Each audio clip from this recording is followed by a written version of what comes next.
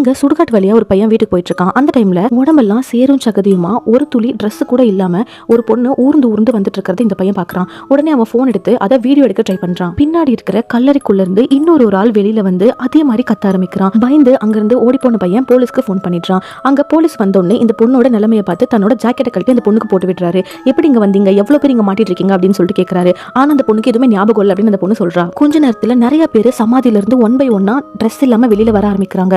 உடனே அந்த இன்ஸ்பெக்டர் டாக்டருக்கு கால் பண்றாரு. எல்லாருக்குமே ட்ரெஸ் கொடுத்ததுக்கு அப்புறம் அங்க இருக்கிற எல்லாரையுமே மெடிக்கல் ரூமுக்கு கூட்டிட்டு வந்துடுறாங்க. எல்லாருமே செக் பண்ண ஆரம்பிக்கிறா. எல்லாருக்குமே பல்ஸ் எல்லாமே நார்மலா தான் இருக்கு. இதெல்லாம் பார்த்து கன்ஃபியூஸ் ஆன ஜேம்ஸ் ஒருத்தர்கிட்டயா என்கொயர் பண்ண ஸ்டார்ட் பண்றாரு. நீங்கெல்லாம் எப்படி அந்த செமெண்ட்ரிக்கு போனீங்க?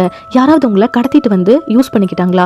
கல்ட் ஆக்டிவிட்டி ஏதாவது பண்ணாங்களா? உங்களை பலி கொடுக்கறதுக்காக கூட்டிட்டு வந்தாங்களா? இல்ல வேற ஏதாவது உங்களுக்கு ஞாபகம் இருக்கா? பிளாக் மேஜிக்ல மாட்டிக்கிட்டீங்களா அப்படின்னு n நம்பர் ஆஃப் क्वेश्चंस கேக்குறாரு. ஆனா அங்க இருந்த யாருக்குமே தான் யாரு என்ன பண்ணிட்டு இருந்த அப்படின்றது ஞாபகம் இல்ல. சீரிஸோட ஃபுல்லிங் வேணும் அப்படின்னா டிஸ்கிரிப்ஷன்ல இருக்க செக் அவுட் பண்ணிக்கோங்க.